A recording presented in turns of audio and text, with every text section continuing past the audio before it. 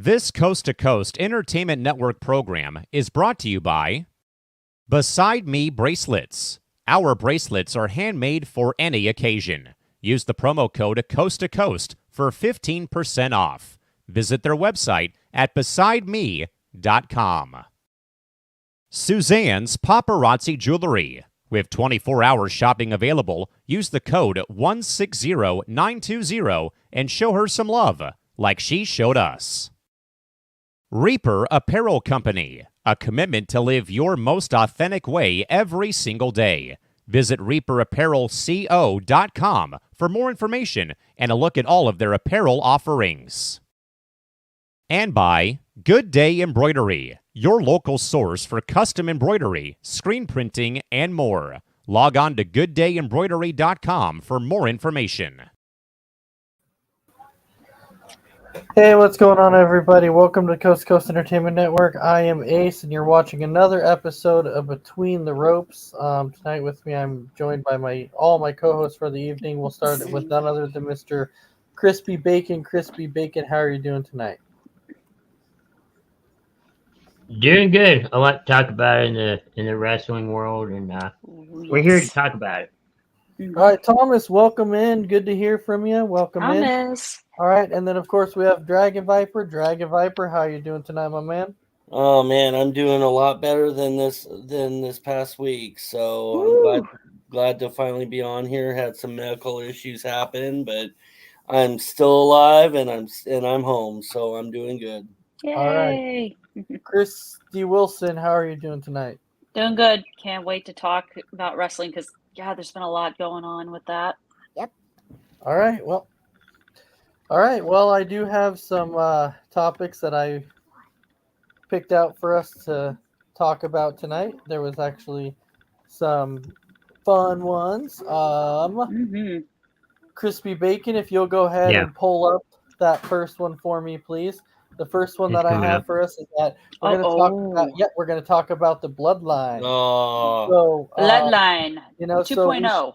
So we saw, on SmackDown, we saw that Solo basically said, "Hey, we can't be okay with losing." So therefore, he went ahead and took out Jimmy, and then brought in Tonga as you see.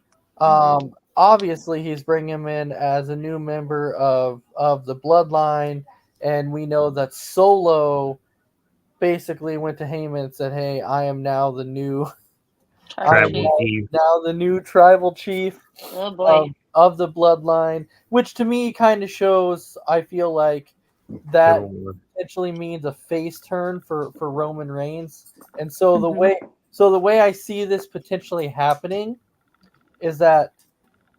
Yes, Thomas, and I do 100% agree with that. I love this new version of Solo stepping in, basically saying, I'm that new tribal chief. What I foresee happening is, and I think it could happen at Survivor Series, at like War Games or something like that. You end up seeing like the old bloodline versus the new bloodline. So you could see like Roman and Jay and Jimmy get back together, and then potentially bringing in Sammy as that fourth one, and then you have like Solo and Tonga, and then it's because Jacob Fatu has signed with WWE also. That's who I'm gonna think is gonna join team. I think that's who they're gonna. He might join Team Roman on that one. Yeah. Not Sammy. I don't think Sammy would. Yeah, it could be the one join the OG bloodline. I don't know. The only reason I'm saying that I could see Jacob Fatu joining, Solo's team is because we're talking about the new bloodline, because Jacob Fatu hasn't been there. So to me, it wouldn't make sense to put Jacob Fatu with Roman. So I foresee him being like, I'm with Solo on this one, and then they go and find that fourth member, and it's like the new bloodline versus the old. I'm just saying this is kind of how I see it going. I think it's a pretty cool storyline.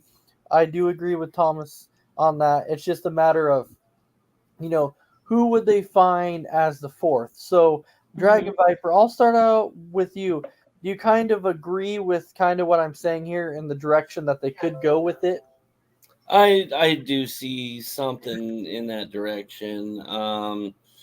Yeah, old bloodline versus new bloodline kind of thing. I see that kind of direction going on. Shoot, I completely forgot. You could actually put. I forgot you could actually put The Rock with the new bloodline. Yeah. And That's what I'm saying. Team Roman versus Team Rock. Yeah. Yeah. It very well could be. But Jacob Fatu, though, I still think joins the new one for sure on that. So, Christy, do you agree with the new versus the old? Yeah, I do. It's an interesting. It's a cool idea. I have the OG bloodline versus the new bloodline. So that you can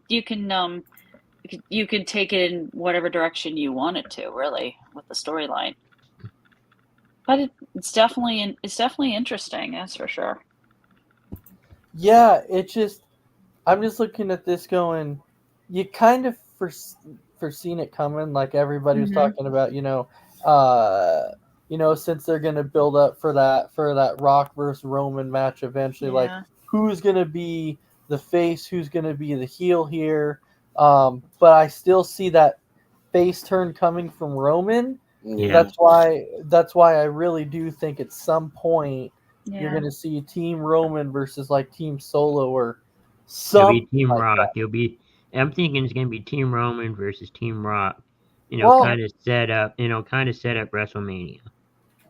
I don't know. I'm kind of wondering about that. Like, and so Tom's saying, do we get our first Roman Rock face off after 5 or 6?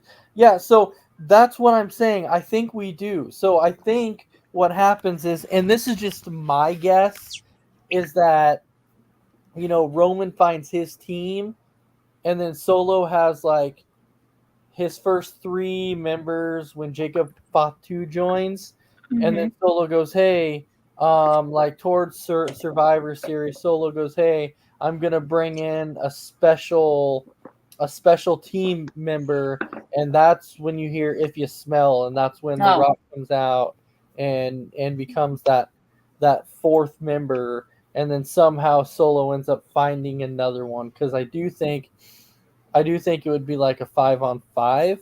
Yeah. Because that's typically what it normally is. It could be 4-on-4, but you could do 4-on-4. You 4 versus 4. You could, but yeah, if it's a traditional, I think it would be 5-on-5. Yeah. Yeah. You're saying Well, no, here's what I'm thinking. I'm thinking it's not going to be a traditional 5-on-5 at Survivor Series. I think it's going to be a 3-on-3 at Survivor Series to start the build up, and then that's when they bring in the 5-on-5 at WrestleMania or something along those lines, where The Rock is involved and Roman is involved as well. But I still think it's gonna be part of the build up at Survivor Series 3-on-3, and then from Survivor Series to WrestleMania, it's gonna be a bigger build up. I want to agree with you there. Yeah, that's what I'm saying. A 3-on-3 War Games, I don't think so. I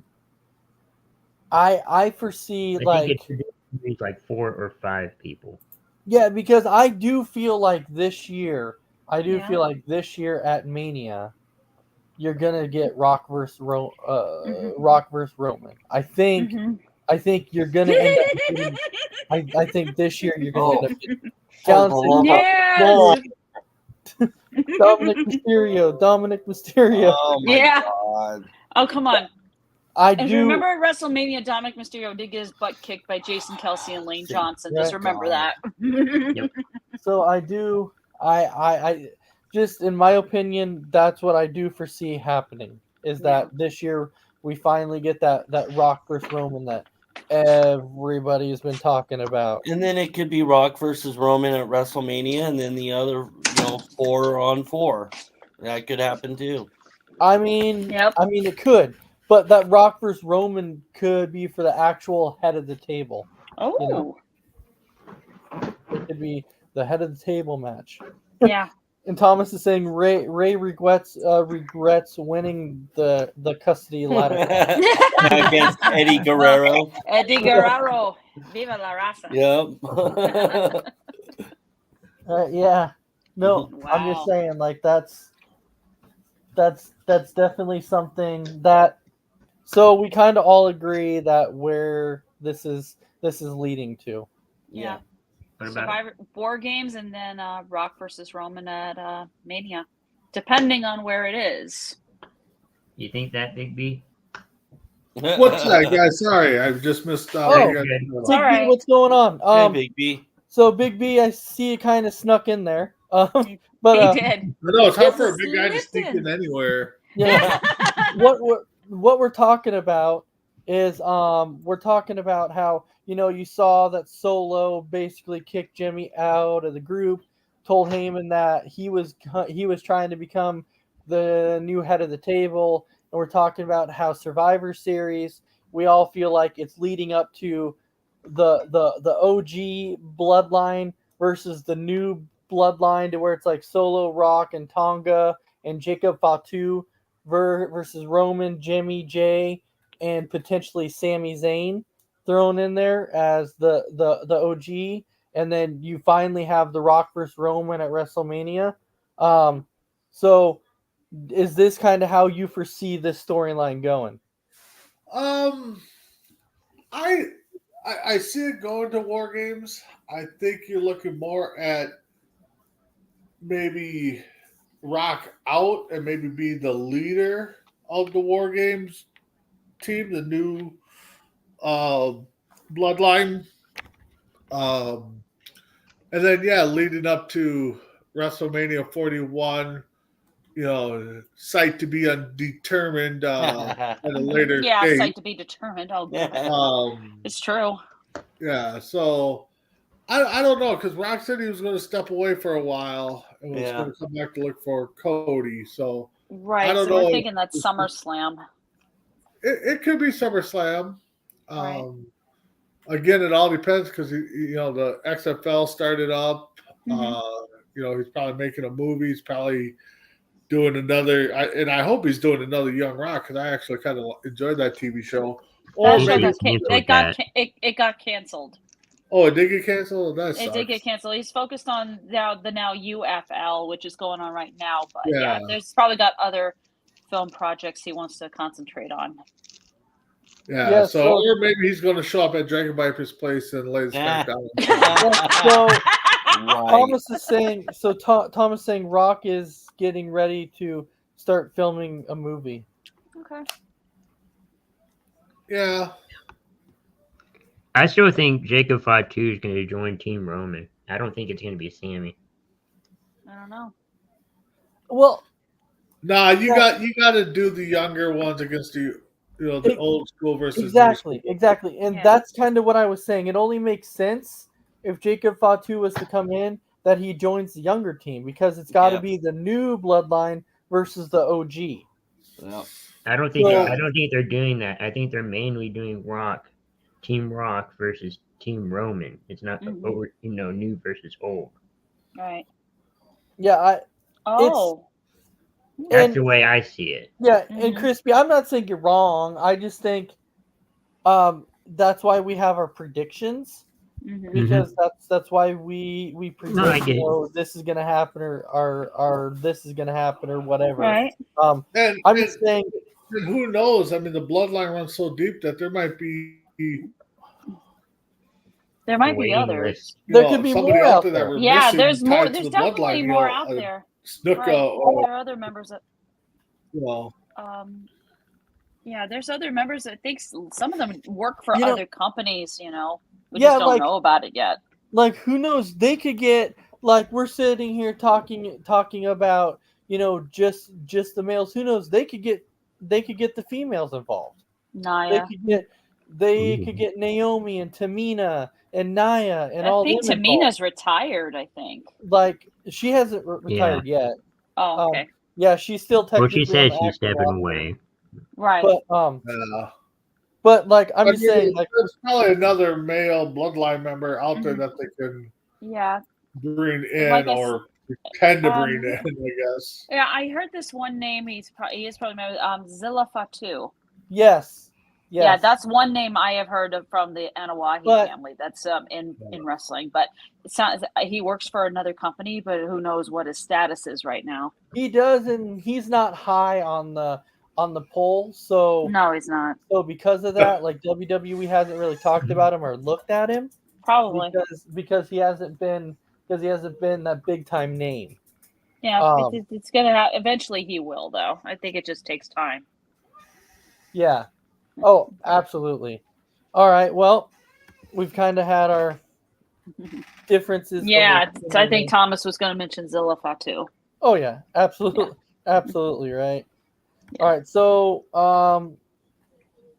the next one that we're going to talk about is actually kind of exciting, and the reason I'm saying that is because guess what? They're calling this the Triple H era. That was like the game. Now you play it. That the Paul Levesque era has eventually started. The Triple H era is there. There's been a lot of speculation saying that because the Triple H era is here, they're going away from PG. They're going away from a lot of stuff that they're doing now because they're trying to wipe clean, the Vince McMahon stuff. So they're saying that Vince McMahon. Yeah. So this is the Triple H era, and so I'm not gonna lie. Like, if this is the Triple H era, I'm actually pretty excited about it. It's strong because Triple H has done some really, really good stuff since taking over creative, and so I think one thing that I truly like about it is that Triple H came out and said, he's one that cares about what the fans think, and he cares about what the fans say. And so far, we've kind of seen that. We have. I mean, look at WrestleMania. We want Cody. We want Cody. He gave, and he said, "You want him? You got him." Yeah, exactly. You want him, you got him. So he's he's really listened to what the fans have want. I, for one, am just excited about the Triple H era. I think with Triple H and them going to Netflix, I think that's actually huge because that can help them go away from that PG era that they want to go away from. Yeah. So, Big B, I'll start out with you on this one. How do you feel about what they're calling as the Triple H era?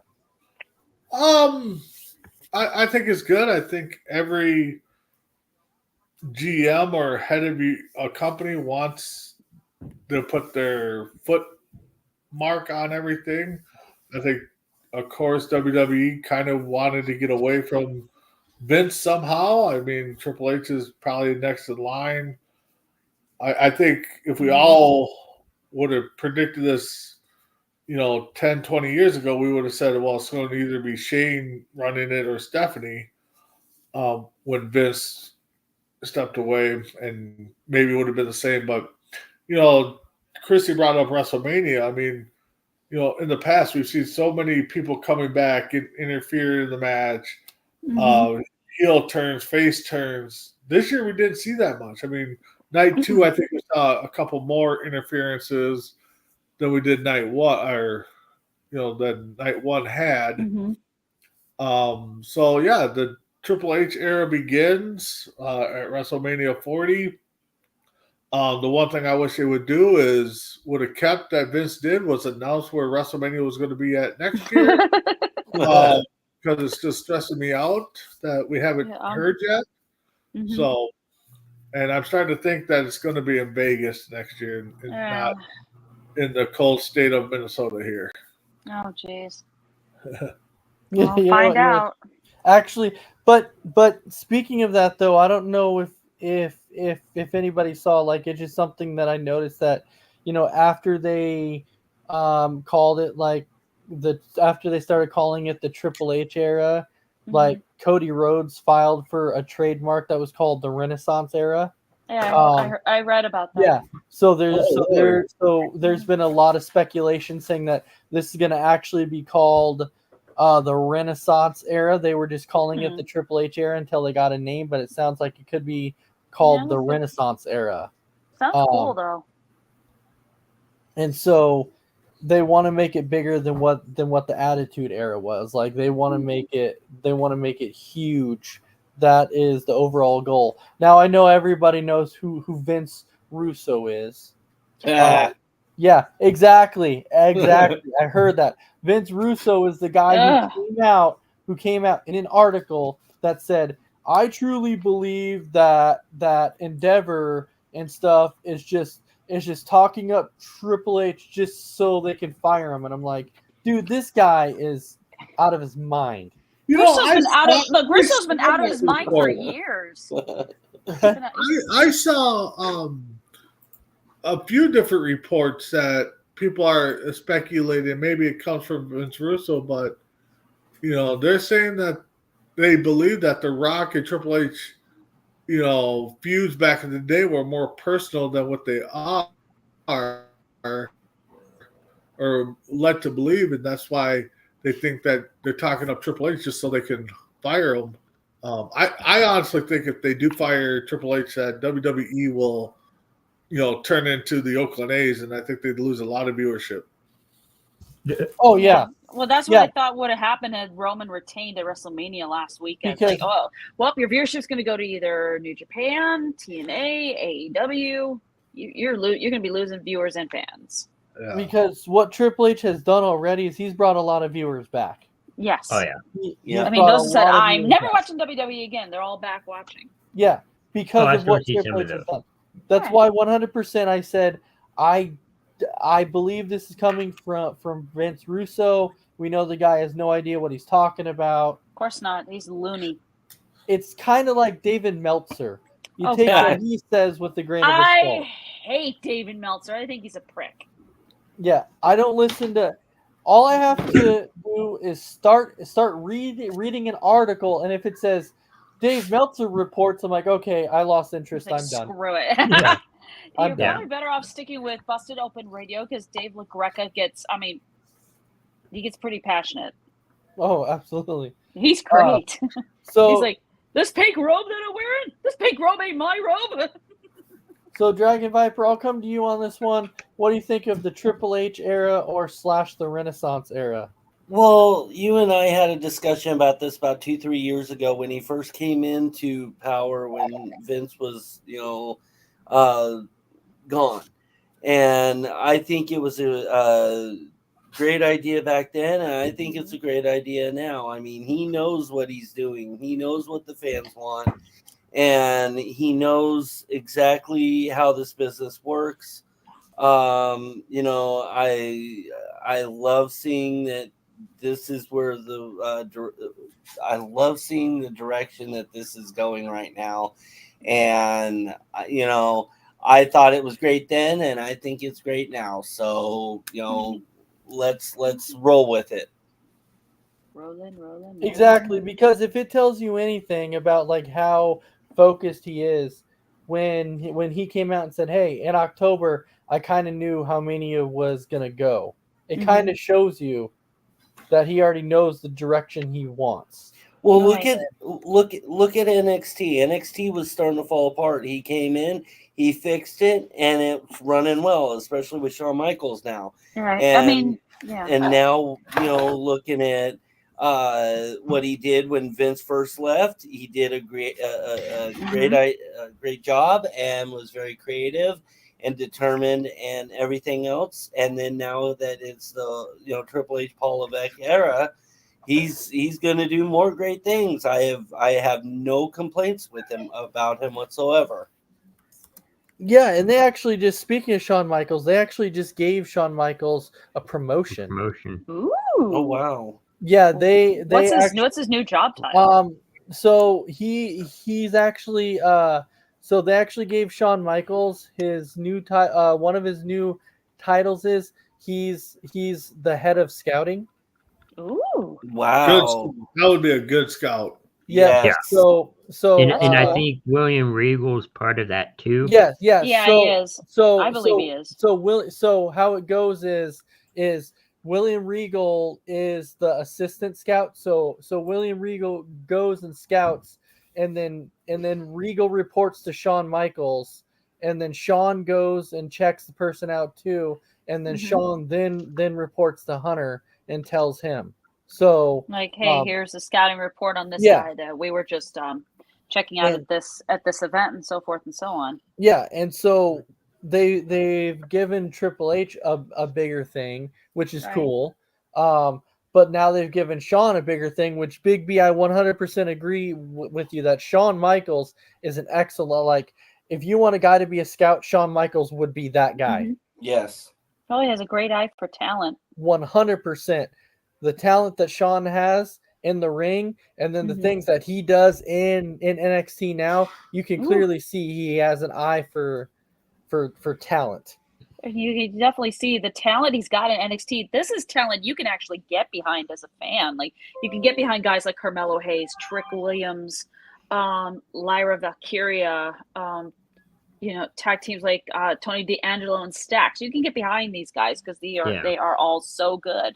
There's Blair Davenport. Blair Davenport as well, exactly. I follow a group here that they call they're called State of the Pro Wrestling. They're based here in Minnesota, so they do a lot of Minnesota-based stuff. And they had an interview recently with one Greg Gagne back from AWA days, and they had a couple of local wrestlers on, and one of the wrestlers said that he wants Greg to help him get booked into AEW. Ooh. And Greg Gagne flat out said that would be a big mistake because he doesn't like how they treat the wrestlers, and it's more entertainment and stuff. And Greg still does a lot of training and stuff. And so he said, but if that's where you want to go, bud, I'll help you get there. But he told him flat out that he thinks that would be a bad move on his part. Oh. Yeah. Oh, there's another one you can really get behind NXT. Obi Femi, the current North American champion. I mean, absolutely. He has I agree with Thomas. He has star power written all over him. I totally agree with that. Absolutely. Yep. He's impressed me, that's for sure. And I don't watch NXT often. And Ace, I know me and you kind of debated this a little bit back and forth during the Vince McMahon era. I hope Triple H does use the bigger guys a little bit more and give them a better title reign than Vince did. I mean, I know there's a couple guys that, Taker had a good title reign, but I really hope that Triple H uses Femi, like, if he ever gets called up, and gives him a good title reign. Brings back Roman, gives him a good title reign. So he could be called up next week. Yeah, not but this week, next. But if we're talking about guys like Omos, nobody wants to see that dude as champion. No, oh, absolutely not. No, he was. Hell no. Dragon Viper does deep down. He wants to see Omos. Oh God, give me a break. He said fans want to see the Dirty Dom era to begin. Oh, I know someone here does not want that to happen. Yeah, he's groaning right now.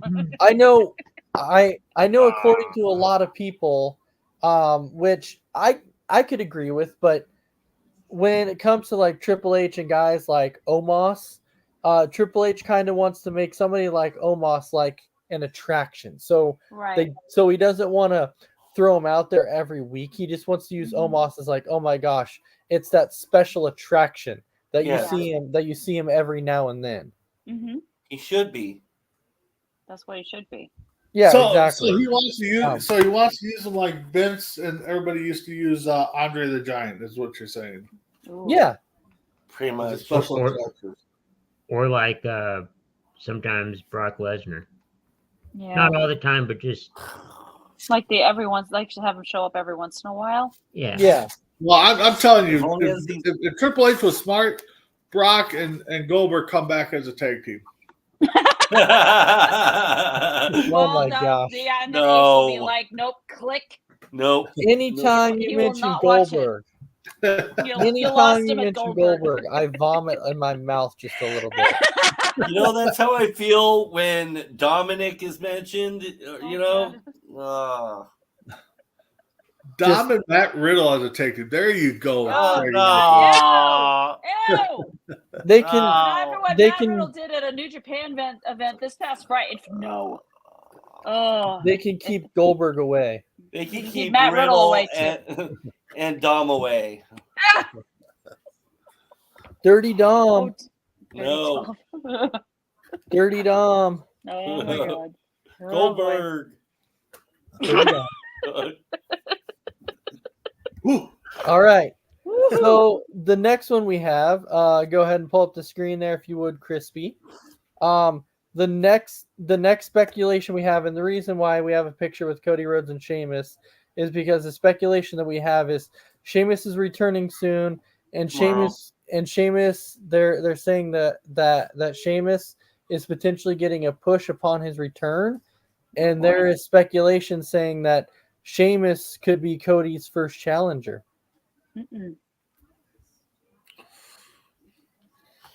Not a bad choice. Right. Why does that is it me or is it Cody Rhodes? Is that Photoshop Cody Rhodes in there? That is Photoshop. It's Photoshop. Yeah, it's Photoshop. It's a Photoshop one. But I'm saying though, like this is what they're talking about. They're talking about a Cody and a Sheamus match, which I think that would be a heck of a match. That'd be cool. But we obviously know that, Cody's first match right now is gonna be AJ or LA Knight. Sorry, Right. Thomas, I didn't mean to say his first challenger, but I meant Sheamus's first challenger when he comes back is supposed to be Cody Rhodes. Like he's supposed to be going up against Cody for the title because he's supposed to be getting a push. Now that's speculation. I don't know if that's true. But I for one am saying that I would be okay with that because I do feel like I do think AJ Styles is going to end up beating LA Knight, and then AJ Styles is going to go up against Cody Rhodes. Yep, Backlash.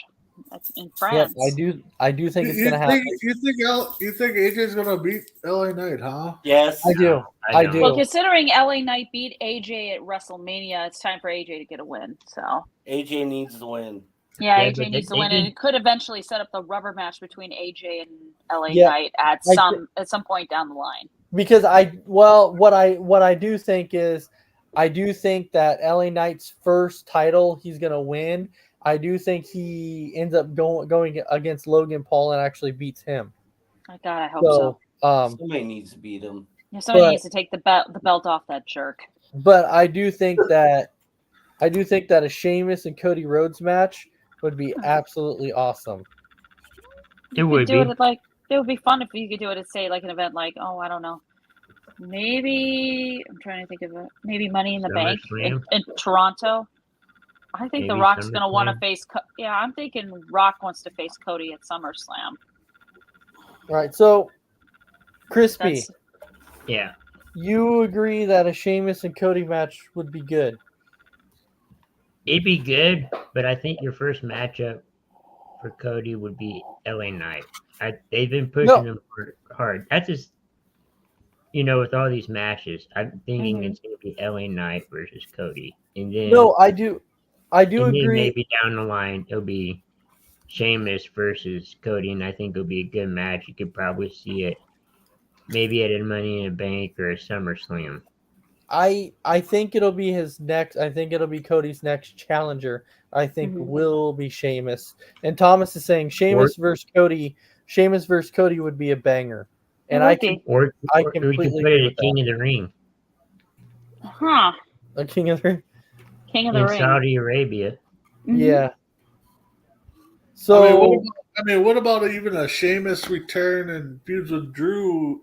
For a little bit after his little beef with CM Punk. With CM Punk, Yeah, Sheamus is supposed to return tomorrow on Monday night. They confirmed that. Yep. Yeah, that's what I'm saying. Somehow, I think Sheamus ends up feuding with Cody, and that's why I agree with Thomas. I think 100% that match would be an absolute banger, and I would love to see that match. I would absolutely love to see that. So, Big B, do you think that Sheamus will end up going against Cody as his next opponent after AJ or LA? I would say it's probably. Yeah, I would say probably within the next 3 feuds, possibly we get Sheamus. Because I think a lot of fans right now want a lot of new faces in there, and Sheamus has been around for a while. Mm-hmm. And Thomas, I kind of like that. Maybe Sheamus and Drew can go win the Raw titles.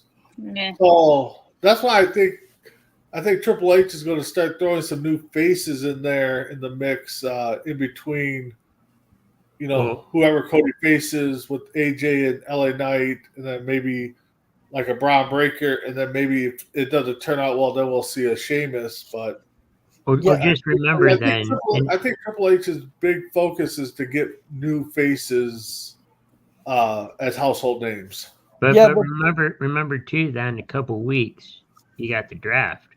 Yeah. You got to factor that into it. But Big B, do you agree that a Cody and Sheamus match would be good? Oh, it would be a heck of a banger. And I was just thinking that when Thomas posted that up there, when Cody first started, I mean, how many people? I mean, looking back, if we would have went back and told ourselves when Cody first started that he's going to be a headliner, he's going to be a main eventer, he's going to be a champion at WrestleMania, I think we all would have slapped ourselves and said you're crazy, because when he first came out, I don't think a lot of people thought he had what it took to be a main eventer. Well, little did they know. Exactly. Oh yeah. No, Thomas. Yeah, and I'm 100% saying though, like what I gave props for with Cody Rhodes is that he bet on himself. He did. And what I mean by that is because the first contract they gave him, he accepted. And then they said, this is what we're willing to offer you. And he said, no, I want more because I know I'm worth more. And he left, made a name for himself, and came back and said, look, I told you I'm worth more. So I 100% agreed with how Cody did that by proving himself and saying, hey, I told you I can be a main eventer. So Dragon Viper, is this a match that you would like to see? Oh, absolutely. I would love to see it. I mean, I like both guys, and they both have, they're both good in the ring, and definitely a match I would love to see. And Thomas is saying, or Sheamus interferes in the IC title match tomorrow night. I can see that happening. Mm-hmm. Maybe. All right, we'll see. Christy, is this also a match that you would want to see? Oh, absolutely. I mean, after Cody gets through with either AJ Styles or LA Knight at Backlash, Sheamus can be the next person he feuds with. So I think a match between them would be fun. All right. Well, I'm glad we're all on the same page with that one. Even me. Yeah. Shocking. You gotta stop agreeing with everybody there, Dragon Viper. You're not. Boy. I brought this next one up because honestly, this person's been driving me nuts. Oh my god! Just looking at her drives me nuts. Me too. This lady, Ronda Rousey, I can't quite figure her out. Now, there's been a lot of speculation because of what Ronda has said about Drew Gulak, and people were like, "Did it happen? Did it not happen?" And Gulak's like, "That's not what happened. This is what happened." And people were saying, did WWE do the right thing? Now, did they do the right thing by pulling him away? And the reason why I'm going to say, yes, they did the right thing by pulling him away is because, when they're talking about how they've been trying to do this whole culture change backstage with Vince not being there, and these speculations from Ronda are coming out, I could see that if WWE didn't do anything about it right now, like if Triple H was like, oh, we're going to continue to use you or whatever, blah, blah, then people would be like, well, the culture's not any different because these speculations are coming out and they're continuing to allow him to be on there, even though Ronda has said this or said that. Whether or not Ronda is being truthful about it is completely different. But to me, everything that Ronda has said, I'm not speculating whether that Gulak thing is true or not. But what I'm talking about is everything else she has said, as far as like, if they would have given Logan Paul or me as much time as they've given Logan Paul time to prepare for matches, if they've given me this, if they've given me that, to me it just sounds like somebody who's very, very bitter about the way that her time ended in WWE, and that from her first run, she said that she didn't want to come back because she thinks that the fans didn't care about her. And you know what? She's right. We don't give a damn. we don't. No, we don't. Give a damn. We don't give a damn. Like we don't give a damn if she's there or not. That's my honest opinion. I don't care. I don't care like what anybody else feels, if you agree or not. I'm just saying, in my personal opinion, I don't give a damn if she's there. And Thomas saying she's bitter and feels entitled, 100%. Yep.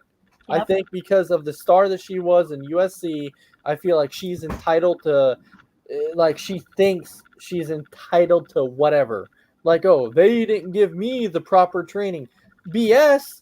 What the heck were you doing the whole time in WWE? If you didn't have time to train, if you didn't have time to prepare for matches, then what were you doing? Like, so my honest thing is how much stuff has she been truthful about? So Big B, with you on this, what's your honest thoughts about everything that Ronda Rousey has been saying? Well, like I've said before, sorry guys, doing something else too. That's why I'm not on camera. For me, I think your guys are like right. I think she's bitter about something, and it could be the way they used her. You know, maybe she was, maybe she was buddy with Vince and liked what he did, and protecting a friend and just trying to, give WWE a bad name.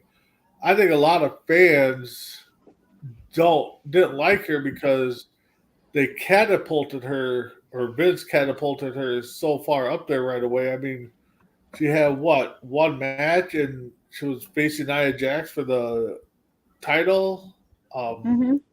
So, and I think that's what it was. I mean, outside of that, I mean, for a woman to have the ego like she had, I actually kind of enjoyed it. I mean, when she, even in UFC, I kind of enjoyed her ego interviews and stuff like that, where she said, I'm not going to lose this title unless I want to give it up, and and stuff like that. And she brought that to WWE, and I kind of liked it. Yes, her ring ability, had could have done some work, and maybe she could have put some extra time in, like a Logan Paul had, or Bad Bunny, or Dominic Mysterio. I think he's definitely growing. So I think just a lot of people just didn't like the fact that she got so much push because of her name. And I think that's why a lot of people don't like this coming out. And again, I've said it about other topics that are kind of like this. Why did this come out now after X amount of months or years? Why didn't this come out right away? So, I can't blame, or I can't say that I feel bad for her because she didn't bring it up right away. I feel bad for Drew, just the fact that, because if it's not true, it's a bad name on him, so he has to do what he has to prove himself innocent, on this whole situation. No, and the thing is though too, and it's like Thomas is saying, she was 1/3 of the first women's main event in WrestleMania history. So that to me shows WWE's kind of given her things that she wanted, and she Right. had a lengthy run, and she went undefeated for a very, very long time.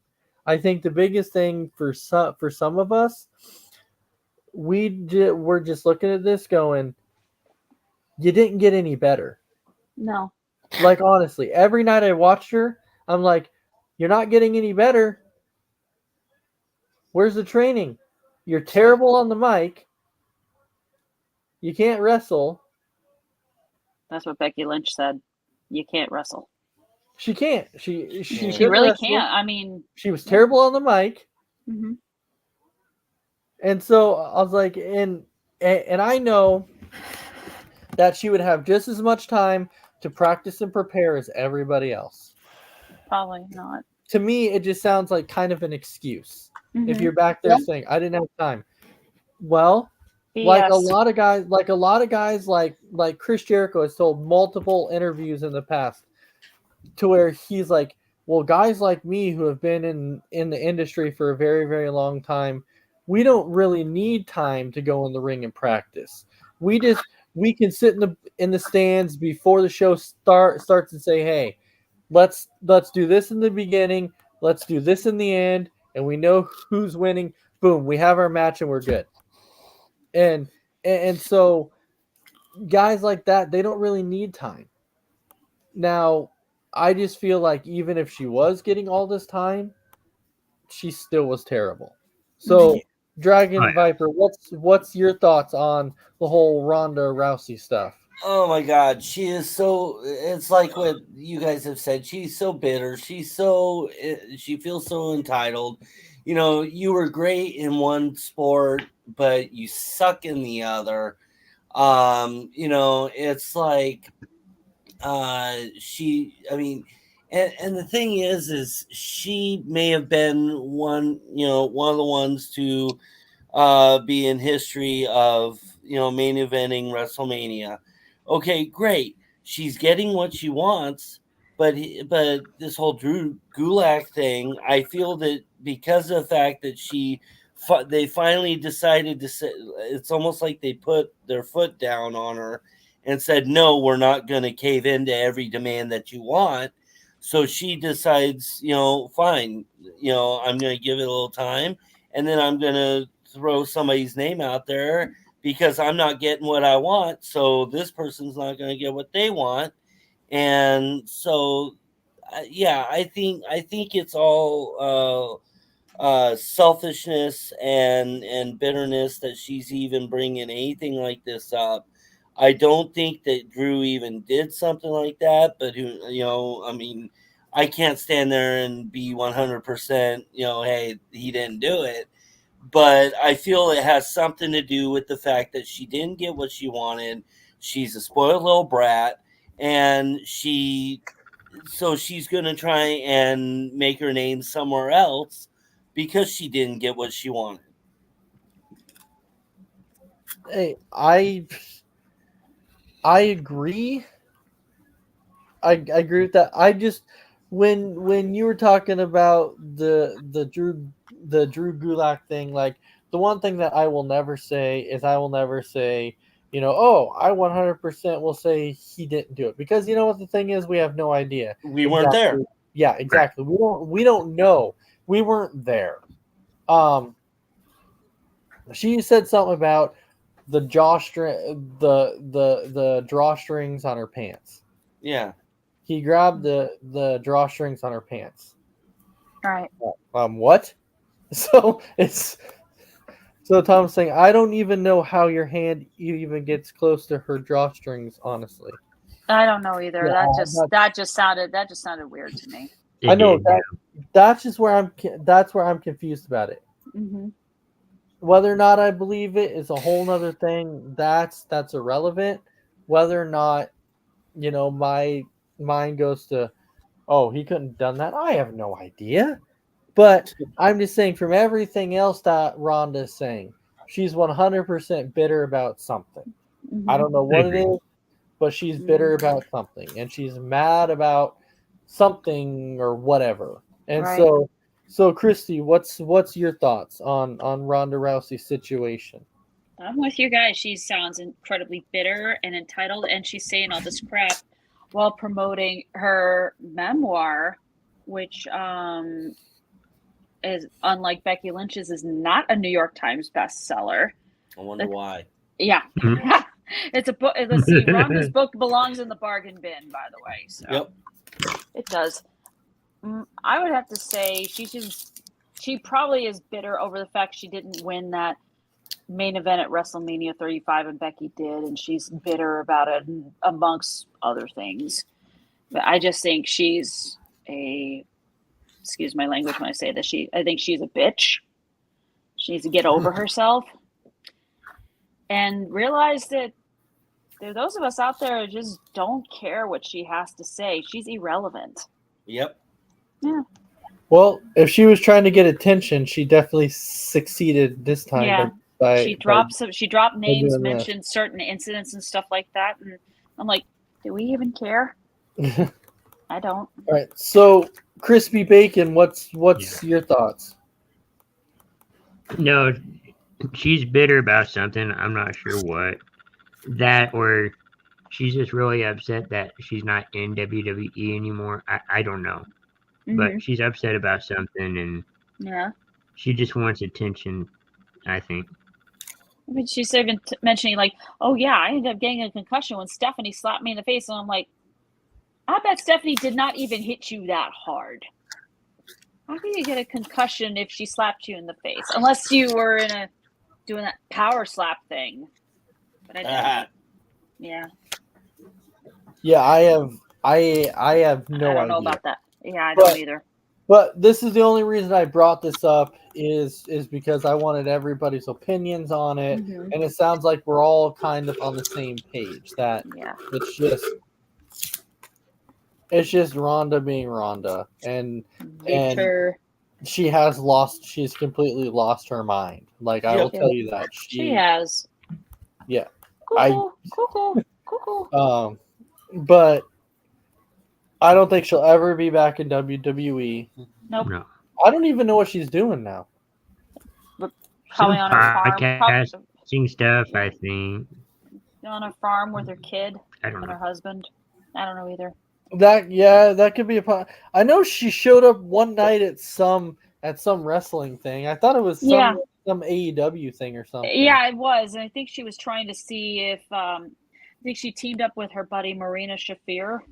I think it was Ring of Honor actually, and Ronda was probably assuming that, oh yeah, I'll just show up and see if Tony Khan will sign me to a contract. Well, he didn't do it, so good for him on that one. He didn't sign this psycho loser to a contract because she's too much of a headache anyway. Oh, Thomas is saying she's doing a book tour. I mentioned she wrote a book. Going? Is anybody attending? I doubt it. I mean, I've seen pictures like Becky Lynch has got fans coming to her on book signings and stuff, and like she goes through like I don't know how many books that she signed. I mean, there will be. I mean, I know we're joking about Ronda not having fans. I mean, there will be USC fans that show up. Oh yeah, obviously. Oh no, I'm not saying you're wrong about that. I'm just saying she's not going to have a lot of WWE fans. No. Oh yeah, I mean she's not going to have the WWE fans like Becky would have, but I bet she's got fans out there that'll show up.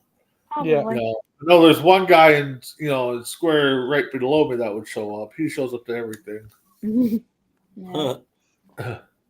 Wow.